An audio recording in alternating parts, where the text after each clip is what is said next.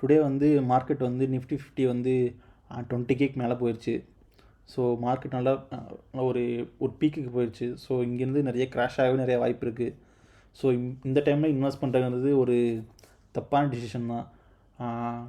ஒரு under value ஸ்டாக்காக இருந்தால் invest பண்ணலாம். ஸோ மற்ற டைம்லாம் இன்வெஸ்ட் பண்ண வேணாம். மற்ற ஸ்டாக்லாம் லைக் முக்கியமாக ஸ்மால் கேப் அண்ட் மிட் கேப்லாம் அவாய்ட் பண்ணுறது ரொம்பவே தவிர்க்கலாம். ஏன்னா ஒரு 3 டேஸாகவே ஸ்மால் கேப் மிட் கேப்பில் ரொம்ப அடி வாங்கிட்டு இருக்கு. ஓகேங்களா? இங்கேருந்து என்னென்னா இப்போ ஏற்கனவே 2020 இது மாதிரி டைமில் ஒரு ஒரு மார்க்கெட் ரொம்பவே கிராஷ் ஆச்சு. ஓகேங்களா? அந்த டைமில் இன்வெஸ்ட் பண்ணது இப்போ ஒரு நல்ல அமௌண்ட் கிடச்சிருக்கும். ஸோ இப்போ அதுக்கப்புறம் இப்போ மறுபடி கம்மியாக நிறைய வாய்ப்பு இருக்குது. ஸோ கம்மியாச்சுன்னா அப்போ இன்வெஸ்ட் பண்ணுறது கரெக்டாக இருக்கும். இப்போ இன்வெஸ்ட் பண்ணிங்கன்னா மறுபடியும் மார்க்கெட் ரொம்ப கிராஷ் ஆச்சுன்னா நமக்கு நிறையா லாஸ் ஆகும். ஸோ பார்த்து அனலைஸ் பண்ணி இன்வெஸ்ட் பண்ணுங்கள்.